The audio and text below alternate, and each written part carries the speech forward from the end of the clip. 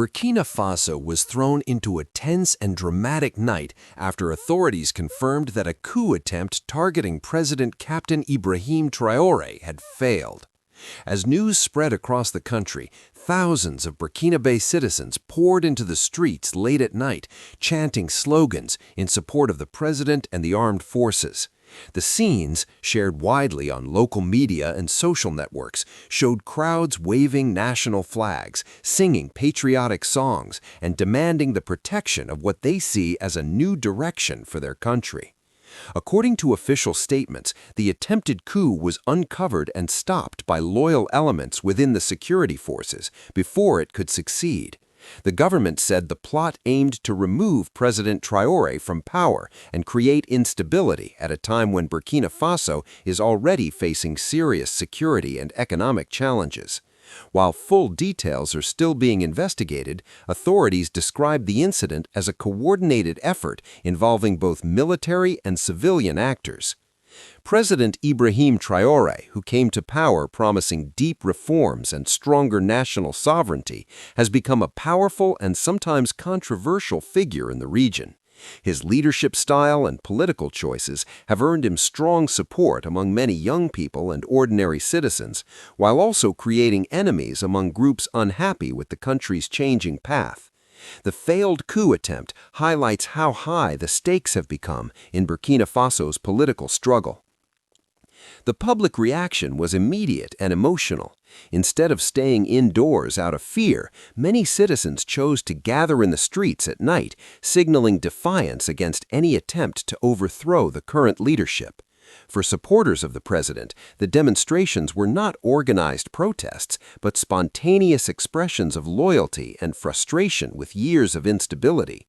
They saw the failed coup as an attack not just on Traoré, but on their hopes for a more independent and secure future. This moment is important because Burkina Faso has experienced multiple coups in recent years, leaving many citizens tired of constant power struggles. The failure of this latest attempt, combined with visible public support for the president, may mark a turning point in how political power is contested in the country. It suggests that parts of the population are no longer silent observers, but active participants in shaping political outcomes. As the night demonstrations continued, security forces maintained a strong presence to prevent violence and protect public buildings. Authorities urged calm while praising citizens for showing unity. Part 1 of this unfolding story sets the stage for a deeper look at what happened, why it matters, and how this dramatic night could shape the future of Burkina Faso, Africa, and the wider world.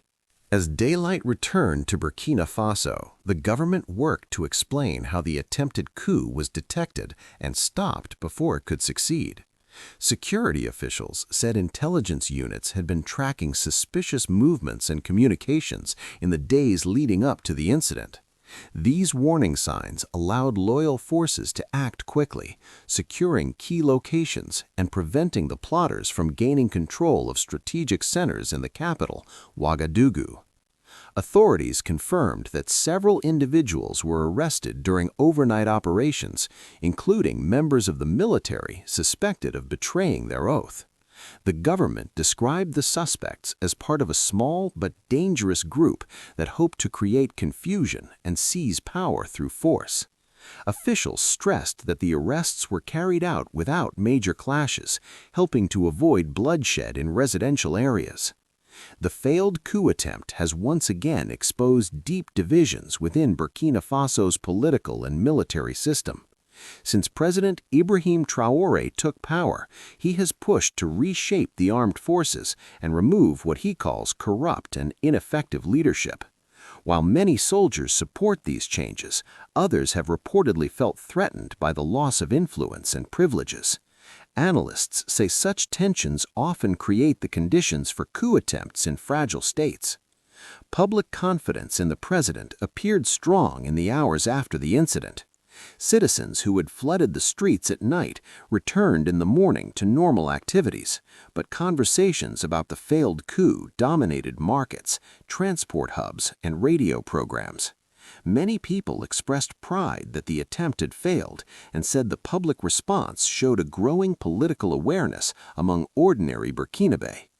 Regional leaders also took notice. Neighboring countries, especially Mali and Niger, closely watched developments as they faced similar political pressures. The event reinforced concerns that instability in one Sahel country can quickly affect the others. For governments in the region, the failure of the coup was seen as a sign that firm control and public support can still block sudden power grabs. This part of the story reveals a government trying to project strength and order while facing real internal threats. The arrests, investigations, and public reaction underline how fragile Burkina Faso's political environment remains. At the same time, the calm return to daily life suggests a population determined not to let another coup drag the country back into chaos. The failed coup attempt has also intensified debate about foreign influence and regional politics in West Africa. Burkina Faso's government has repeatedly warned that external actors may be trying to weaken the country because of its recent political choices. Since President Ibrahim Traoré took power, the country has reduced cooperation with some traditional Western partners and moved closer to regional allies who promote stronger African control over security and resources. This shift has changed Burkina Faso's position on the international stage and increased political pressure.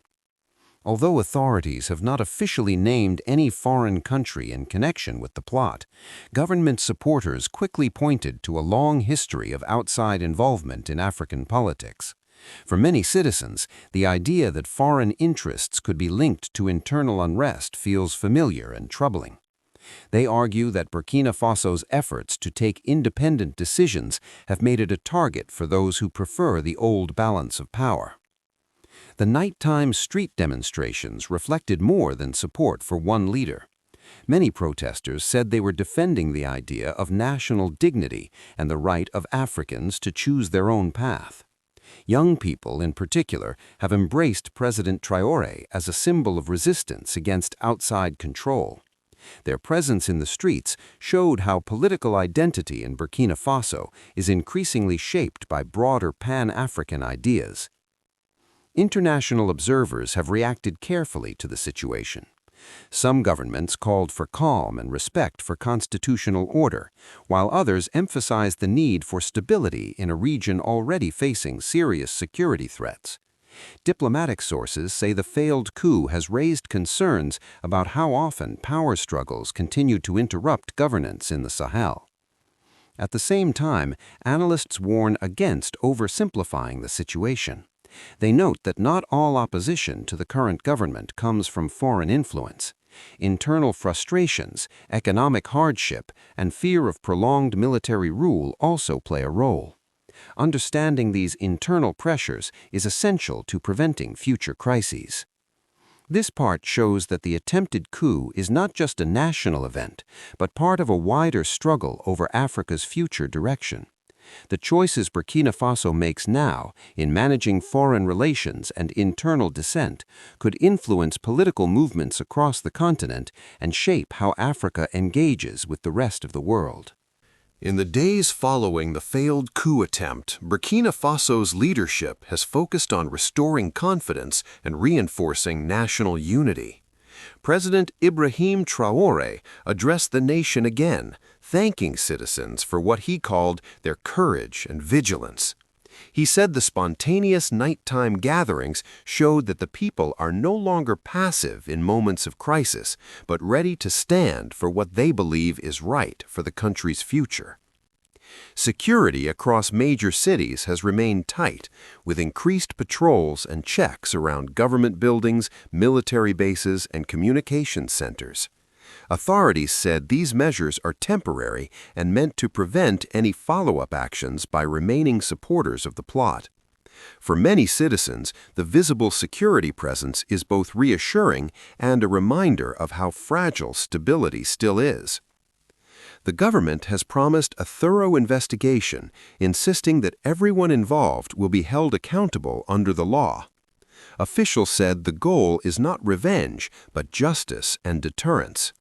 By sending a strong message that coups will not be tolerated, the leadership hopes to discourage future attempts and protect the country from repeated political shocks.